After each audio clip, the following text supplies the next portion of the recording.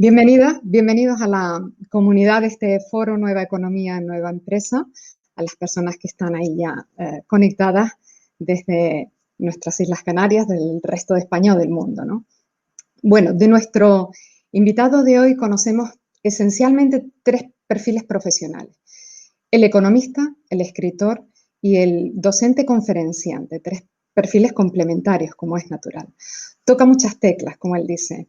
Por eso, cuando se tiene que definir a sí mismo, nos habla de un hombre del Renacimiento que nació por error en el siglo de la especialización. Este humanista, economista, amante de la escritura, cursó Ciencias Empresariales y MBA en ESADE en la Universidad de Michigan. En ese tiempo de estudio, digamos, se interesó ya por la mercadotecnia y la innovación en la empresa, y ese interés le ha acompañado en su recorrido profesional, marcado básicamente por la creatividad. Esta necesidad suya de crear ha hecho que haya escrito y que escriba mucho. Se maneja con soltura en distintos géneros. Vamos a repasar algunos títulos de los que es autor o coautor. Por ejemplo, Marketing Lateral, que propone una de las estrategias más disruptivas en innovación comercial, un cambio de paradigma respecto al marketing tradicional. Este otro, Innovar para Ganar, que publicó en 2011, galardonado con el Management Gold Award como mejor libro de innovación del año. Destacamos también el titulado El libro prohibido de la economía, ganador del Premio Espasa 2015, y por supuesto, La buena suerte, con más de 8 millones de copias vendidas. Y además de esto, novelas, relatos, guiones, artículos en prensa, en fin, escritor de oficio. Aún le queda tiempo para su docencia en ESADE, dirigir la consultoría Salvetti Anjumbar y fundar la productora audiovisual Green Lemon. Y en todas estas facetas hay un hilo conductor o una idea central, digamos. Las personas como eje principal. Bueno, pues esta tarde queremos escuchar a este experto enamorado de la creatividad para que nos cuente de qué manera fomentar el pensamiento creativo, ¿no? Esto que nos decía Francisco al inicio, ese procedimiento para crear en los equipos profesionales, en las empresas, en las organizaciones, en tiempos de transformación o en épocas tan retadoras como la que estamos atravesando, determinada por la crisis pandémica. A Fernando Trías de Bes le agradecemos que comparta esta tarde con nosotros. Le cedemos ya la palabra. A su conclusión abrimos el tiempo de preguntas para nuestro invitado con la comunidad de Foroe. Señor Trías de Bes, cuando usted quiera, le escuchamos. Muchas gracias, Rocío, y bienvenidos a todos los que os habéis conectado. Muchísimas gracias por estar aquí. La ponencia va a durar aproximadamente unos 40 minutos y tengo muchas ideas a transmitir, así que lo haré lo más rápidamente posible. Esta no es una ponencia fácil, porque hablar de innovación en un entorno como el que estamos, pues se hace complejo, porque es un momento realmente difícil, ¿no?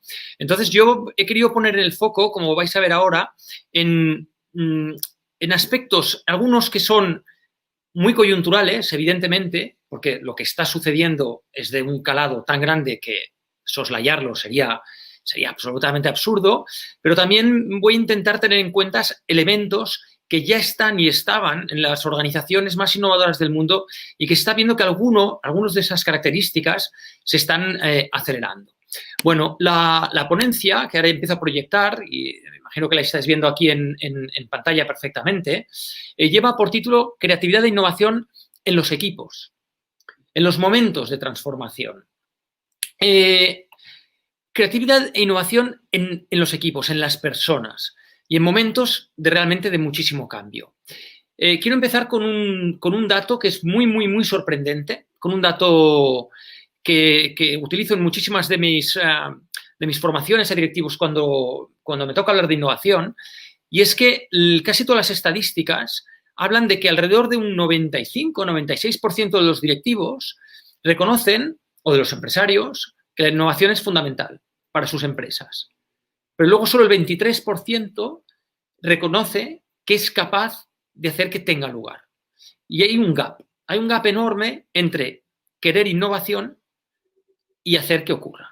Y este gap principalmente surge por las personas. Es decir, cómo la innovación no es solo una cuestión, lo vamos a ir viendo en la presentación, de tecnología, no solo es una cuestión de planificación, no solo es una cuestión de tener una buena patente, de tener un buen producto en exclusiva o de distribución, no es solo tener un buen modelo de negocio, no es solo haber tenido una idea disruptiva, sino que es transformar a la organización. Y no me estoy refiriendo ni muchísimo menos a grandes organizaciones.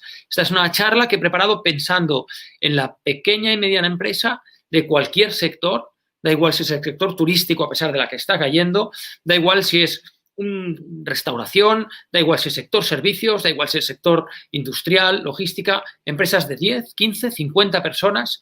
Lo que voy a explicar es transversal realmente a todas las organizaciones. Y voy a dar aproximadamente tengo nueve conceptos que quiero transmitir y tengo apenas 4 o 5 minutos por concepto. O sea que tendré que ir bastante deprisa. Estos son los 9 conceptos: jerarquías, contradicciones, restricciones, tecnología, movilizadores, percepciones, intersecciones, organicidad y diversidad. Y de cada uno de ellos voy a explicar cuál es el hecho trascendental, es decir, cuál es lo que está sucediendo que hace que esto tome relevancia y la consecuencia. Empezamos con las jerarquías, vamos al grano. Condicionante número 1. El entorno social, el entorno económico, el entorno de mercado está absolutamente alterado. O sea, no hay más que ver los movimientos de PIB para arriba y para abajo un trimestre al otro, más todos los cambios que con la COVID lógicamente están sucediendo en los mercados, trasvases entre productos, cambios de hábitos, comercio online, que os voy a contar. Por tanto, la permeabilidad de la empresa en la captura de los cambios que afectan al negocio va a tener que ser máxima. Es decir, cuando hemos preparado esta ponencia y me decían, sobre todo, Fernando, nos gustaría que trasladaras cómo han de ser las organizaciones innovadoras del mañana, qué características han de tener, cómo han de funcionar, cuáles son las condiciones que se tienen que dar dentro de la organización. El primero es esta permeabilidad. Y la permeabilidad voy a recomendar tres ideas. La primera es aplicar lo que se llaman jerarquías invertidas. ¿Una jerarquía invertida qué es? Una jerarquía donde primero hablan los que están abajo, no primero hablan los jefes. Tanto a nivel generar ideas, a nivel comentar cosas que hay que cambiar, cosas que ya no van a funcionar porque el mundo ha cambiado. Cualquier elemento, incluso oportunidad que pueda ser capturada. La primera recomendación, si estáis aquí los directivos, si estáis los empresarios al frente de pequeñas, medianas, grandes empresas, es que invertáis la jerarquía porque necesitáis una empresa permeable. Evidentemente, la última palabra siempre la va a tener el director general, consejero delegado, el presidente o el dueño. Siempre. Al final están los directivos. Pero una empresa permeable tiene que ser una empresa donde la jerarquía esté invertida para que la información que se capture fluye de abajo hacia arriba. Porque hay mucha información que el directivo no necesariamente por sí solo va a poder capturar. Segundo concepto, espacio de libertad. Este es un concepto que ya hablo de él hace varios años y se está acelerando. Espacio de libertad, ¿qué significa? Significa que las personas en la organización, sea pequeña, mediana o grande, tenemos que dejarles muy claramente cuál es su espacio de libertad, delimitárselo, pero darles un espacio de actuación. Un espacio en el cual puedan cambiar, puedan transformar, puedan innovar, puedan proponer. Pueden haber luego procesos de innovación que se pueden incoar dentro de la compañía, pasarlos a la gerencia, puede haber más o menos cambios organizados. Pero son momentos en que las organizaciones van a tener que ser tremendamente flexibles. La adaptación va a tener que ser así, inmediata. Y por lo tanto, se tiene que generar lo que se llama un espacio de libertad. Por lo tanto, consecuencia número 1 al hecho número 1. Vamos a necesitar administrar jerarquías, permisos y espacios de libertad. Permisos en el sentido de que el espacio de libertad lleva asociado un permiso, en el cual tú, a tu colaborador, a la persona que trabaja contigo, a la vez que le estás dando un espacio de libertad, le estás dando un permiso para innovar, un permiso para equivocarse, un permiso para errar, un permiso para acertar. Muy importante, si no vamos a tener organizaciones rígidas y muy lentas a la hora de reaccionar. Punto número 2, contradicciones. ¿Cuál es el segundo condicionante que yo veo con todo lo que está pasando que va a provenir? El segundo es que como no sabemos cómo va a ser el regreso, dejadme decir un juego de palabras al old normal, pero vamos a regresar. Y antes de lo que pensamos. Y aquí también quiero dar un mensaje de optimismo. Es decir, este new normal no le quedan 4 años, ni 3, ni 2. En cuanto se empiece a vacunar, y ya os digo yo que para verano y otoño del año que viene, la situación va a estar prácticamente normalizada. Algunas cosas volverán a ser como eran, muchas, otras no. Por lo tanto, la vuelta a la normalidad va a ser una época llena de contradicciones, totalmente llena de contradicciones, porque vamos a ver hábitos que van a permanecer, otros que parece que se van, pero luego regresan, porque la gente querrá volver al anterior, pero verá que como actuaba con el New Normal, pues le iba mejor, y va a ser una época difícil, con contradicciones, donde no va a haber una verosimilitud, no va a haber una claridad en la información, muchas veces, que nos arroje una luz muy clara sobre qué caminos tomar. Entonces, yo aquí me gustaría hacer de la contradicción un valor. Dado que las organizaciones vamos a vivir en un mundo contradictorio, mi recomendación es que hagamos de la contradicción un valor y que la utilicemos como una fuente de oportunidad. No tenemos que ponernos nerviosos, no tenemos que alterarnos cuando vemos pues, que un vendedor nos da una información, otro nos da otra, parece que lo que veo en un informe se contradice con lo que me dice un cliente. Va a ser una época, el año que viene, lleno de una cantidad de contradicciones que no nos podemos ni imaginar. Entonces, bueno, es un poco la permeabilidad que hablaba. Las organizaciones innovadoras vamos a tener que ser organizaciones muy esponjas, muy abiertas y luego al final, eso sí, como iremos viendo, tomar decisiones. Restricciones. Bueno, hay una verdad como un templo. Llegaremos a la recuperación endeudados y con los recursos mermados. Y yo en esto quiero ser muy claro. Estamos teniendo las ayudas, pueden llegar antes o después, con mayor o menor cuantía. Puedes haber accedido al crédito ICO o no, puedes estar en un ERTE. Bueno, nos han dado en mayor o menor medida el oxígeno que se ha podido y falta oxígeno por llegar. Por tanto, las organizaciones que hayan podido, y yo espero, es algo que he insistido en muchísimos artículos y en muchísimas charlas, y estoy diciendo continuamente de que durante estos meses, a pesar de que la economía caiga más o caiga menos, no se destruya tejido empresarial, pero la realidad es que llegaremos, las que lleguemos, con los recursos mermados. Por lo tanto, esta es una realidad. Las restricciones de recursos para la innovación van a ser altos, no van a ser bajos. Y innovar cuando hay pocos recursos no es tan fácil como innovar, bueno, cuando hay más, cuando sobra, ¿no? Entonces, yo ahí me gustaría, yéndome totalmente de tema, trasladar un par de conceptos, ¿no? Y es, mira, cuando tú tienes una restricción, tú puedes hacer dos cosas. Decir, oye, yo no puedo generar una solución porque tengo una restricción, o tomar la restricción y meterla dentro de la ecuación. Les pongo, siempre esto lo he explicado muy a menudo cuando hablo del concepto de restricción, explico la anécdota de la canción de los Beatles con una pequeña ayuda de mis amigos. Es una canción escrita para Ringo Starr. Ringo Starr, sabéis, está vivo, el batería, y bueno, tenía un problema que es que tenía un problema Ringo que es que podía llegar prácticamente 3-4 notas, un espectro de 3-4 notas. Y no cantaba casi ninguna canción. Y en un momento dado, Lennon y McCartney decidieron componerle una canción. Y si os fijáis en la partitura, aunque se ve muy pequeñito, prácticamente se mueve solo entre 2, 3 notas, 4 notas, que era el espectro que él podía. La letra habla sobre la incapacidad de Ringo para llegar más allá de la cuarta nota. Dice, what would you think if I sang out of tune? ¿Qué pensaríais si yo desafinara? Would you stand up and walk out on me? Te levantarías y te dirías, lend me your ears and I'll sing you a song and I'll try not to sing out of key.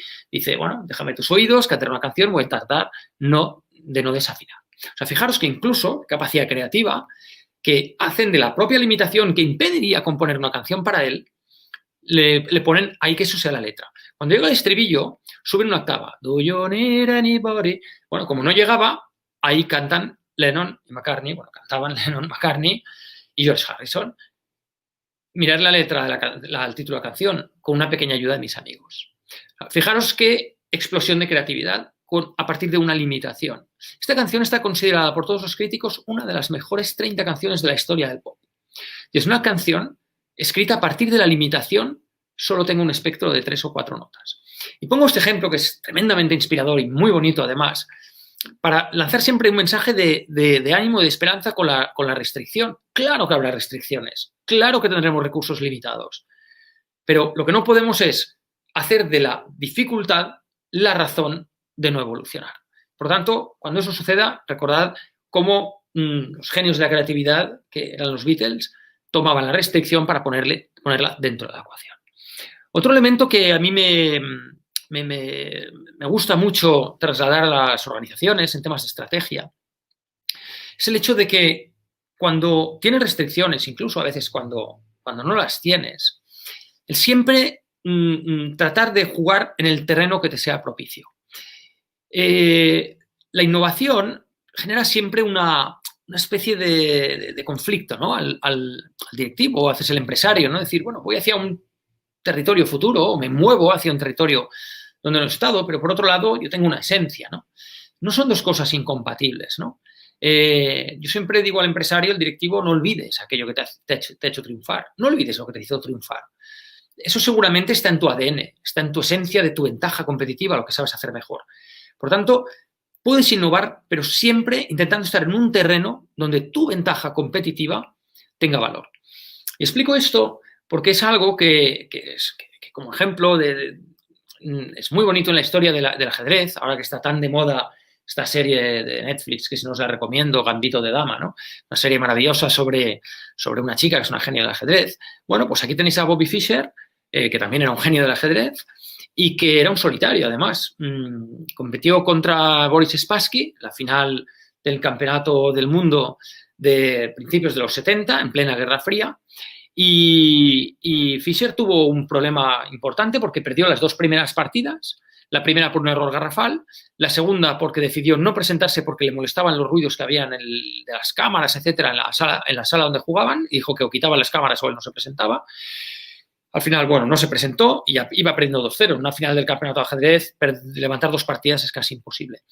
Lo que hizo en la tercera partida Bobby Fischer es algo que ha pasado a la historia del ajedrez, que hizo una apertura que jamás había realizado. Y que, por lo tanto, todo el equipo ruso que había preparado todas las partidas de Bobby Fischer, había estudiado todos sus desarrollos, no habían podido preparar a Spassky, porque era una salida que no había hecho. Se quedaron de piedra. Spassky, el propio Bobby Fischer, el entrenador que era el párroco de Bobby Fischer, que no tenía prácticamente equipo, los rusos venían con un equipo alucinante, se quedaron también de piedra, pero el mensaje fue muy claro. Estaba en una situación de 0-2. Si el otro le forzaba tablas en todas las partidas porque él tomaba la estrategia de siempre, iba a perder el campeonato del mundo. Lo tenía que llevar a otro territorio. ¿A qué territorio lo llevó? Dijo, bueno, tienes una memoria prodigiosa, los rusos habéis estudiado todas mis partidas, yo soy un lobo solitario, pero soy una persona tremendamente creativa, te voy a llevar a un terreno desconocido para mí, pero para ti también. Y como aquí lo que va a tener lugar es la persona, o lo que va a primar es el jugador más creativo, en este territorio te podré ganar. Y efectivamente le gana la partida. Fue una partida, está considerada la mejor partida del mundo de la historia del ajedrez. Spassky se levantó y le aplaudió al acabar, y durante las siguientes partidas hizo lo mismo, le levantó otra partida y ganó el campeonato del mundo Bobby Fischer. Bueno, es un ejemplo muy bonito del mensaje que quiero trasladar. Las organizaciones, las personas que ganan, las personas que innovan, lo hacen en territorios que les son afines. ¿Eso significa que ninguna restricción es posible? No. Yo entiendo que al final, detrás de toda innovación hay una empresa. Y toda empresa tiene a veces una imposibilidad industrial. No puedo fabricar esto. O comercial. Esto no tengo dónde venderlo. O no tengo el equipo comercial. O estratégica. O financiera. No lo puedo financiar. O nivel de riesgo. Es un nivel de riesgo que mi compañía no puede asumir. O culturales. Esto es algo que mi compañía nunca o mi empresa nunca haría, ¿no? Por lo tanto, estas restricciones están, pongámoslas al final. Yo no digo que no operen. Yo no digo que la innovación no hay restricciones. Claro que hay restricciones. Por supuesto que las hay. Pero las podemos poner realmente al final. Por lo tanto, consecuencia número 3, las limitaciones son parte de la ecuación, pero no un impedimento a una solución. Debemos escoger cuidadosamente el terreno donde competir, aquel donde dispongamos de mayor ventaja. De tecnología quiero dar solo 2 comentarios muy breves. Mirad, condicionante que está operando, ya lo sabéis, la tecnología digital se ha disparado. El uso y el acceso ha cambiado para siempre, hogares, empresas, el trabajo remoto, ¿vale? Las empresas nos estamos enfrentando además a soluciones nuevas que compiten con nosotros a través de la tecnología. ¿Qué hacemos? Bueno, en primer lugar, yo quiero dar 2 mensajes muy simples. El primero es que una cosa es la tecnología y otra cosa es cómo pongo en valor esta tecnología. Ya sé que 3M es una gran multinacional, pero pongo el ejemplo para que se entienda. 3M tiene más de 50.000 productos en el portafolio. Poca gente sabe que solo tiene 28 tecnologías de base. Solo 28 tecnologías de base. ¿Qué es lo que hace? Lo que hace es intenta pensar cómo con esas 28 tecnologías puede desarrollar posibles productos. No entiende que la tecnología es un fin, la tecnología es un medio. Mirad, la tecnología se copia fácil. O sea, miradlo con los smartphones, miradlos con las telecomunicaciones. Salió al mercado el iPhone 3, salió antes la versión pirata que la oficial. Se copia la tecnología como nada. Entonces, pensemos en la tecnología como, no tanto como un objetivo, como algo que yo compro, como algo que me diferencia, como una ventaja competitiva, sino más bien como algo que yo tengo que pensar cómo pongo en valor esta tecnología delante del cliente, porque esto te lleva al modelo de negocio. La tecnología es algo transversal, la puedes llevar a producto, a mercado, a proceso, a modelo de negocio, y hay diferentes también responsabilidades asociadas. Pero al final, la mejor tecnología es aquella que aplico al cliente de una manera distinta y que, por lo tanto, hace que yo tenga un modelo de negocio propio. Porque el modelo de negocio propio es lo que de alguna manera te va a generar algo distintivo. Va a tener una curva de aprendizaje mucho más difícil de imitar que la propia tecnología. Por tanto, consecuencia 4, la tecnología como medio, no como fin. Esto es como van a ser realmente las organizaciones innovadoras. La tecnología es menos importante que cómo la ponemos en valor. Y el modelo de negocio va a ser, y ya está siendo, mucho más importante que la tecnología. Movilizadores. Mirad, las personas llegaremos, todos, directivos, propietarios, personal, llegaremos a la recuperación agotados y con las fuerzas mermadas. Estamos todos trabajando muchísimo para sacar nuestros negocios adelante. Muchísimo. Todo el mundo. Desde casa. Se ha caído un mantra que desde casa no se iba a trabajar, que a un empleado de casa no lo podías controlar. Madre mía. Se está trabajando más que nunca. Llegará la recuperación, iremos por fin, pero sí estaremos jadeando, ¿no? Entonces, mi recomendación es que en aquel momento hay que dejar a la gente también recuperarse y que compartamos ilusiones. Os pongo un ejemplo gráfico un poco escatológico. ¿Verdad que en un lavabo público ponen un adhesivo de una mosca para que la gente apunte en el centro y no ponen una instrucción, por favor, deje este lavabo limpio? Porque eso no ilusiona a nadie. Te ponen una mosca y aunque sabes que es un adhesivo desde el minuto 1, voy a intentar matar la mosca. Y como tontos los hombres, apuntamos al centro. ¿Por qué pongo este ejemplo? Pongo este ejemplo porque detrás de este mecanismo, aparte de un ejemplo escatológico, esto es una de las teorías de Daniel Kahneman dentro de todo el Behavioral Economics, Premio Nobel de Economía. Es decir, cómo cuando hay una ilusión detrás, la conducta humana pone el foco de una manera muchísimo más persistente. Y lo explico porque realmente cuando tú tienes una ilusión común, vais a ver que va a haber mucho más ansia de lograr un objetivo. Por lo tanto, la primera recomendación que os doy es cuando llegue el momento, poned ilusiones comunes, poned un proyecto común, ¿de acuerdo? Va a ser muy importante. Os doy también ya solo en este bloque, para ir avanzando, una técnica que a mí me encanta, que es una técnica que se utiliza en algunas organizaciones. El primero en aplicarla es esta persona que veis aquí hace muchísimos años, era John Young, que fue un vicepresidente no ejecutivo Hewlett Packard, que aplicaba la técnica de mirar muy lejos, de mirar tremendamente lejos, y planteaba a sus equipos de colaboradores cosas que sabía que no se podían lograr, y además les decía que no se podían lograr. Decía, bueno, pues oye, pues por ejemplo, si yo tengo que lanzar una LaserJet nueva, ¿qué tardamos en la empresa? 1 año. Decía, vale, y pues, ¿qué os parece si vamos a hacer que los procesos de lanzamiento pasen de 1 año a 1 mes?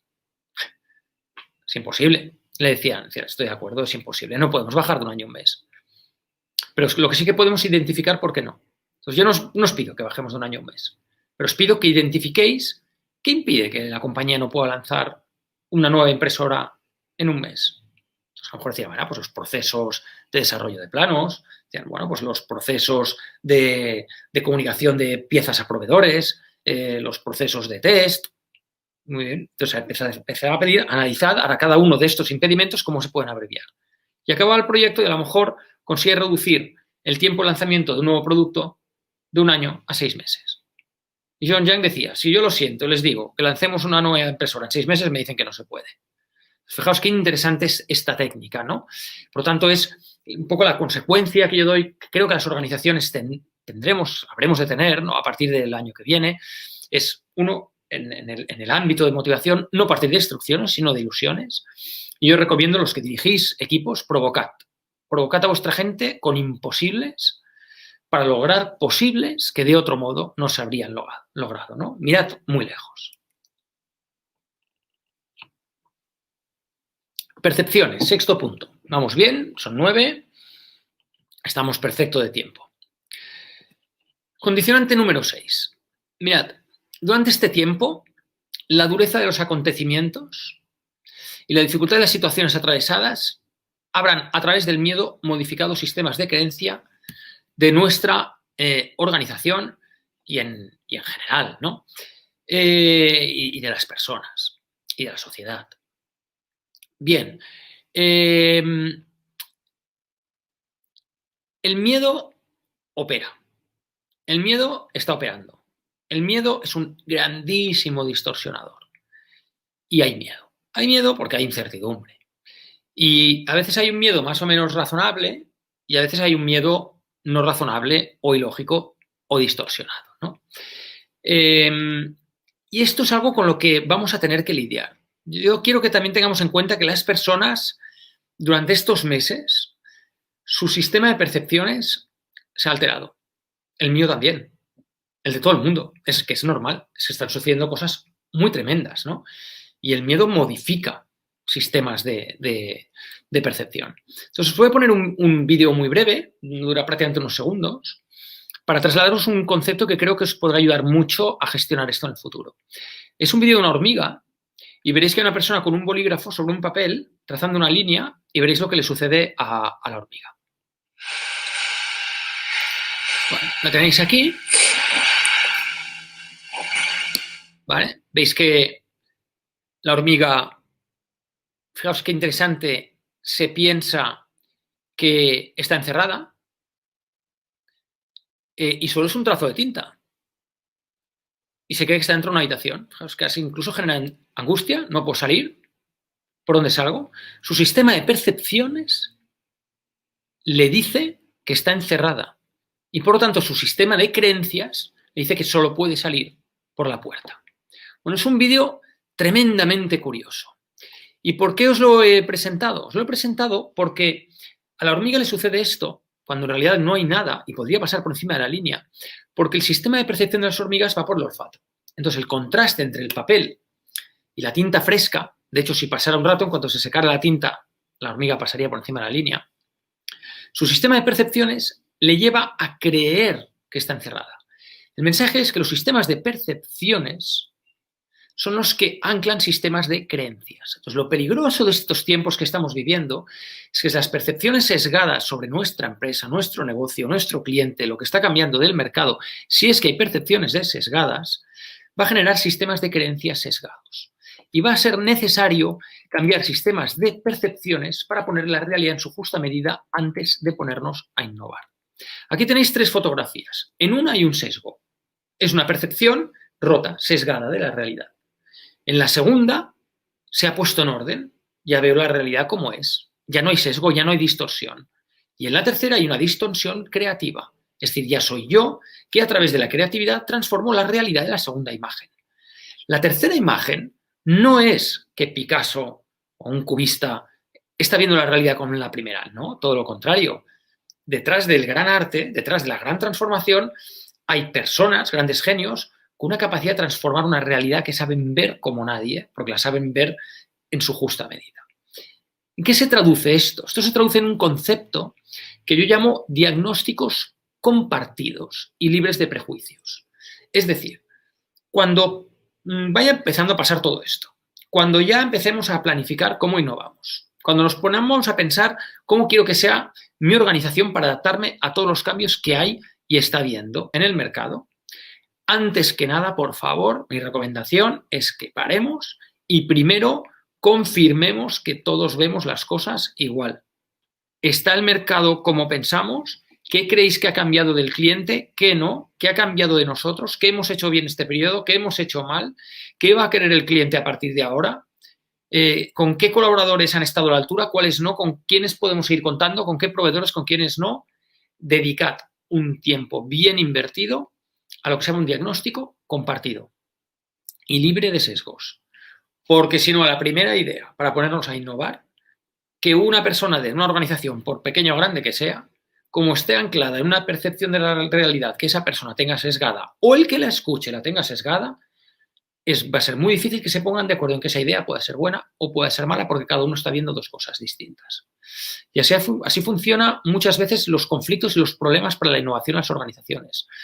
Yo dedico mucho tiempo a hablar de innovación y a ver innovación en las organizaciones, y uno de los grandes problemas que se está acentuando mucho con la COVID es este, que es el no dedicar tiempo al consenso. Consenso a preguntas tan sencillas como las que yo os he mencionado. Vamos con el séptimo de los puntos, que son intersecciones. ¿Cuál es el condicionante? El condicionante es que se han observado cambios en muchísimos ámbitos.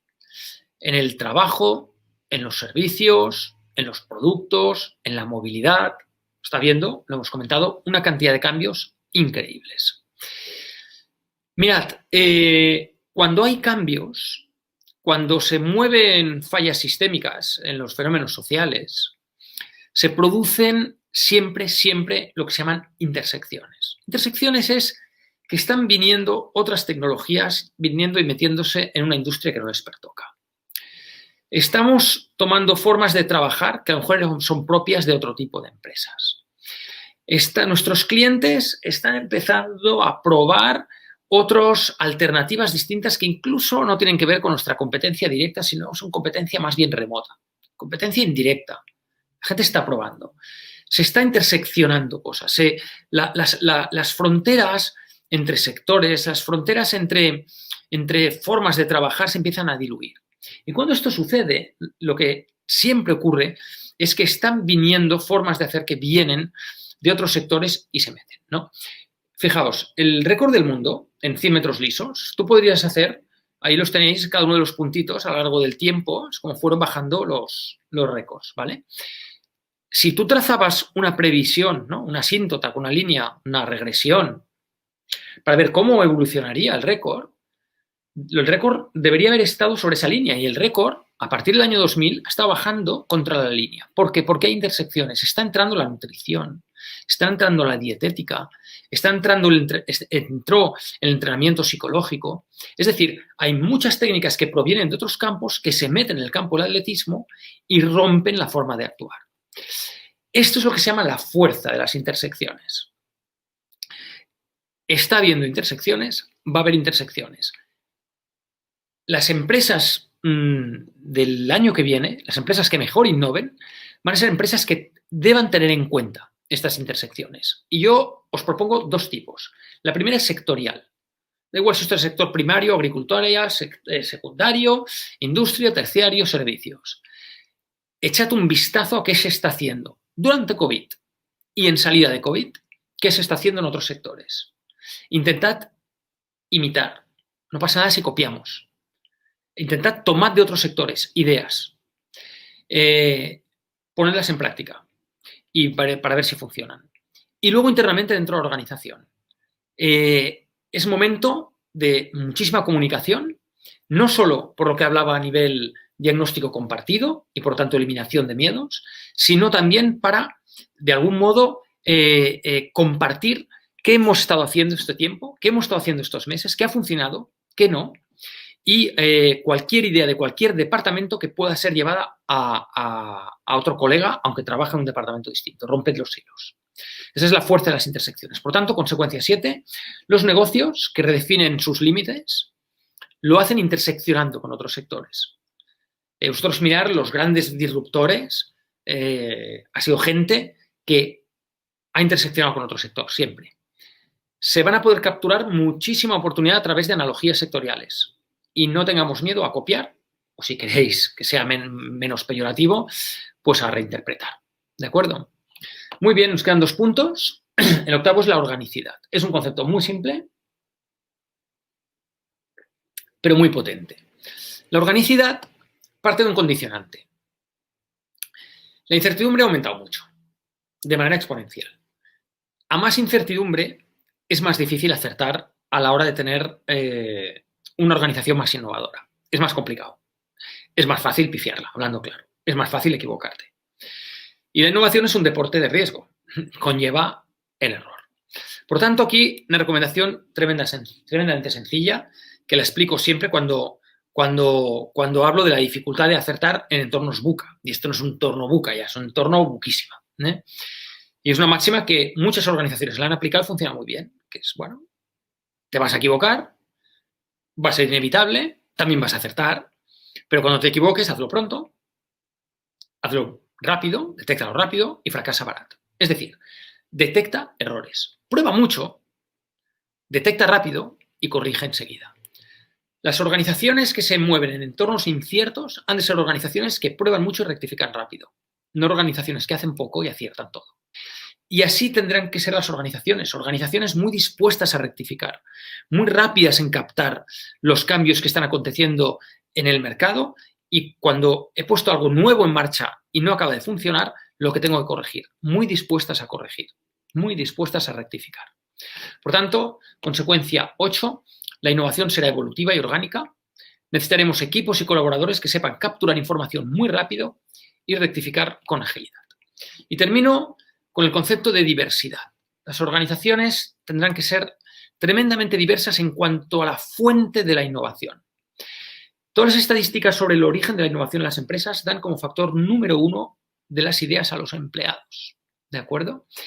El mundo se ha vuelto muy colaborativo, muy abierto. La voz del cliente va a ser importantísima, más que nunca, muchísimo. Por tanto, os quiero dar 2 mensajes. No podemos hablar un idioma distinto al cliente. Escuchad al cliente mucho, sea a través de estudios de mercado, sea a través de visita, de diálogo. Estad absolutamente abiertos a lo que ahora os piden. La innovación os la van a las pistas, os la van a dar los clientes.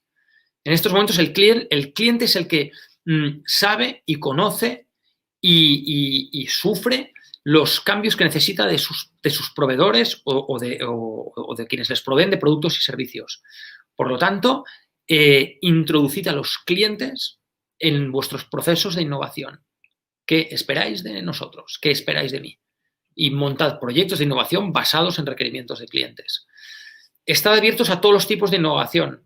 Las innovaciones no son todas top-bottom, que el directivo o el ejecutivo o el propietario le dice a la organización: quiero un producto o un servicio nuevo en este sentido, que también, evidentemente, hay la innovación de arriba abajo, pero también está la de abajo arriba, a través de los espacios de libertad.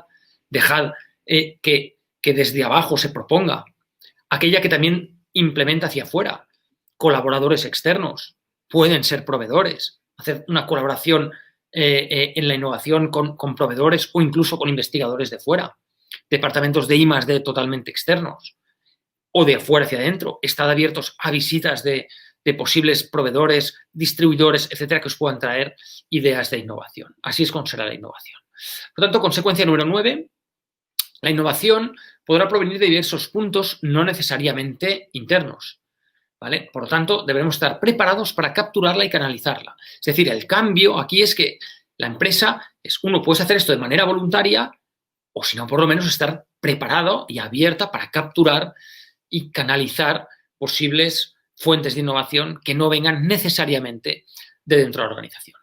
Acabo con un gran resumen. Aquí está todo lo que he comentado, ¿vale? Y he querido separarlo en 2 bloques: personas y negocio. Y serían un poco los mensajes que yo daría al directivo, ¿no? Al propietario, al emprendedor, al empresario. Respecto a la gente, ¿cómo creo que serán las organizaciones?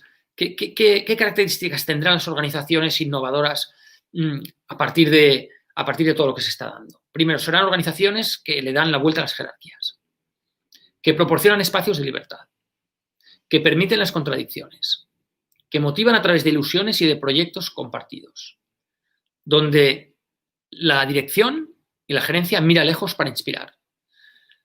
Empresas con comunicación y comunicación con los colaboradores, para lograr diagnósticos compartidos y libres de prejuicios necesarios antes de ponernos a innovar. Desde un punto de vista interno, este sería para mí el ADN de la empresa innovadora. Desde un punto de vista de negocio, empresas que no piensan solo en tecnología, sino en cómo ponerla en valor. Empresas que crean modelos de negocio difíciles de imitar, que utilizan la limitación de recursos como fuente de inspiración, que escogen los terrenos donde les es más propicio, es decir, donde sus ventajas competitivas brillan, que deciden qué líneas no quieren rebasar.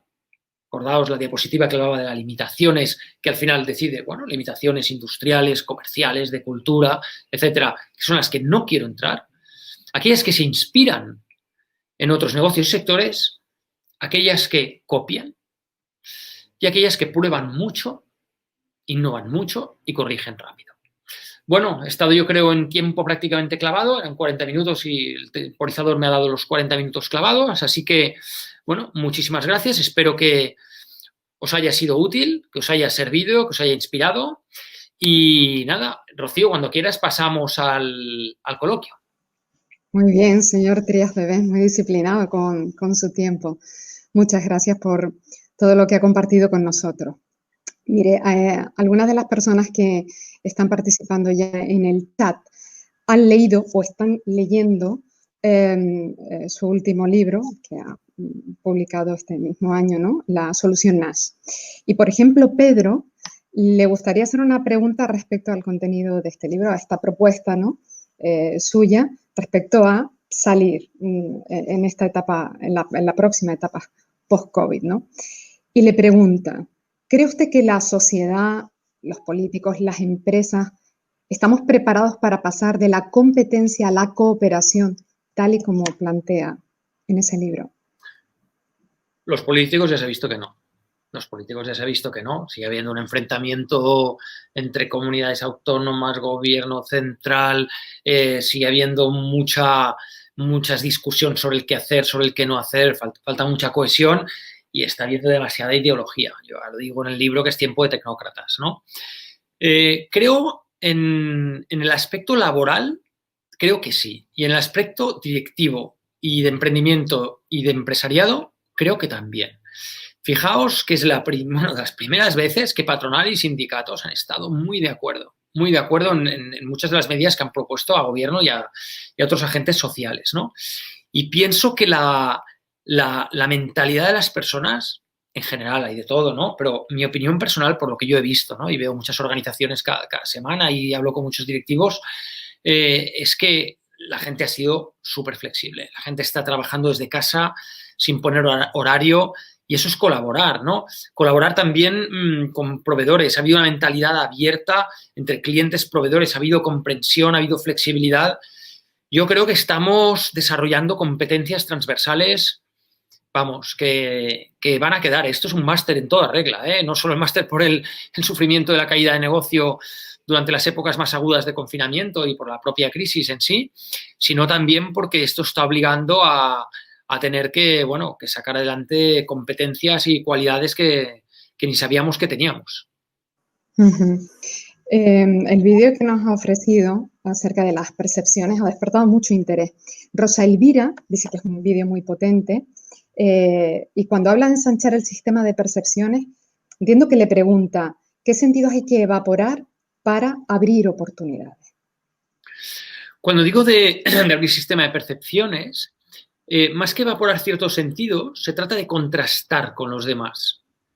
Los sentidos son los que los utilizamos de la manera correcta, ¿no? Es decir, la vista para leer, los oídos para escuchar. Es decir, yo lo que creo, sobre todo, es compartir qué es lo que vemos, qué es lo que entendemos, qué es lo que decodificamos. Lo importante es contrastar, es compartir con otras personas para llegar a diagnósticos, para avanzar los diagnósticos. Mi experiencia profesional es que cuando uno intenta contrastar las percepciones de la realidad con otra persona de su propia empresa, solo en ese debate, sin ni siquiera haber empezado un proyecto per se de innovación, solo en ese debate ya se empieza a innovar. El contraste de ideas, el poder ponerse de acuerdo en cómo es la realidad, ya genera ideas de por sí. Es uno de los motores más fuertes de innovación, porque los ajustes que uno hace sobre la realidad ya genera que se da cuenta de cosas nuevas y en esos ajustes ya se producen cambios, ¿no? Por lo tanto, yo le diría a Rosa Elvira, el nombre, que no es tanto un sentido concreto, como realmente el estar muy abierto, muy permeable a cuestionar lo que uno ve. Cuestiona lo que tú ves. Estate muy abierto. Y si no lo quieres hacer con otras personas, también lo puedes hacer pues, con otras culturas o ver lo que se está haciendo en otros países. Fernando, le traslado algunos de los comentarios que tenemos en el chat. Tucalendi dice, en mis equipos a menudo me decían que una cosa no se podía hacer.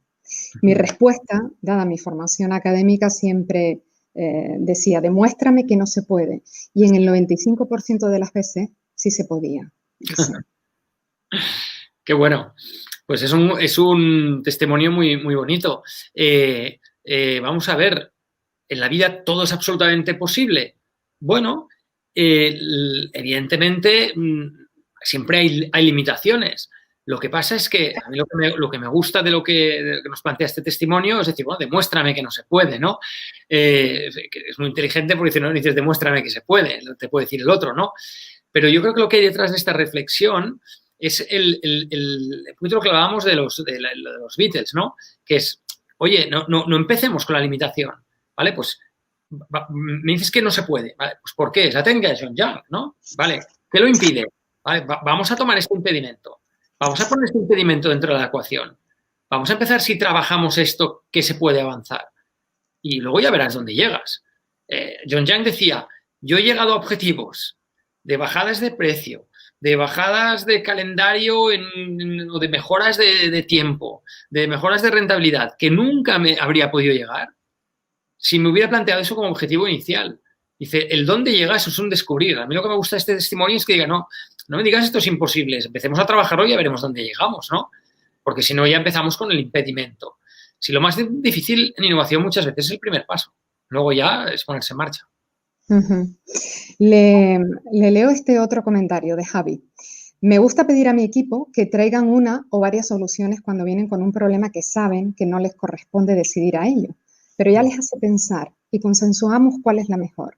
Eso hace que cambie su percepción del problema, porque siempre esperan que la solución la dé otro.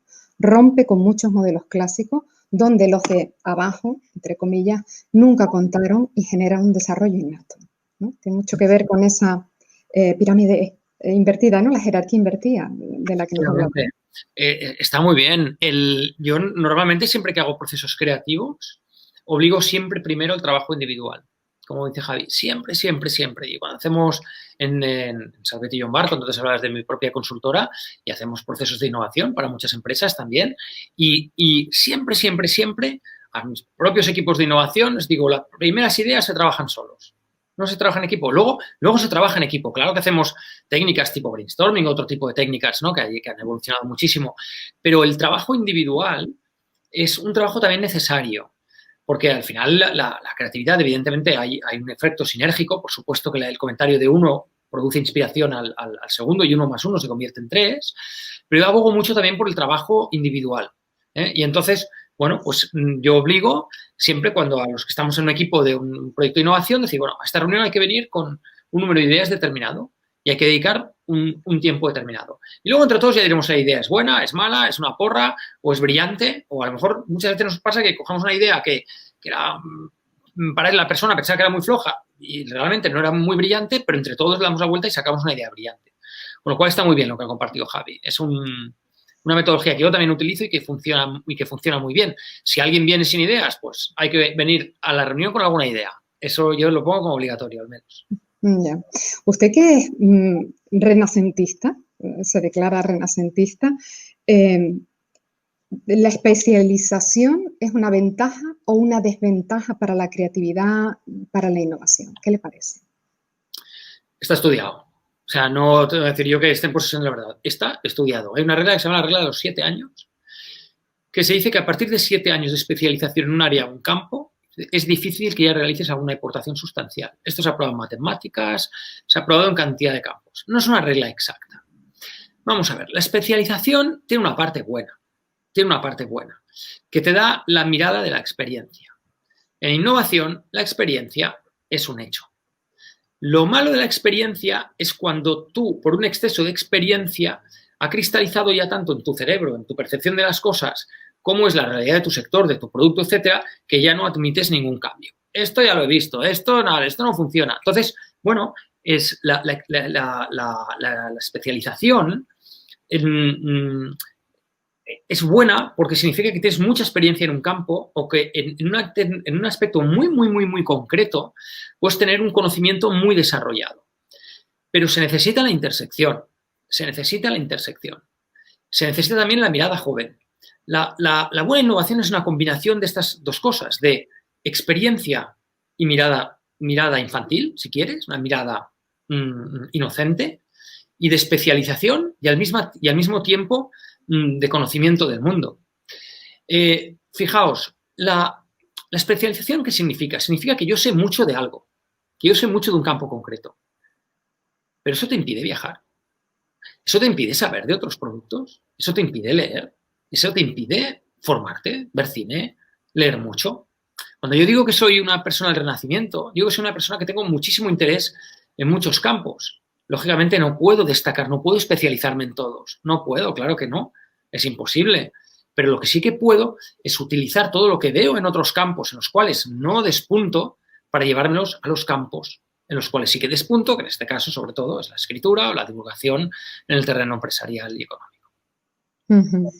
Vamos a mirar de nuevo al futuro, señor Trías TV. Francisco dice, ¿podríamos esperar en la situación post-COVID una revolución innovadora que se apalancará en la aceleración de los cambios digitales que se han provocado durante la pandemia?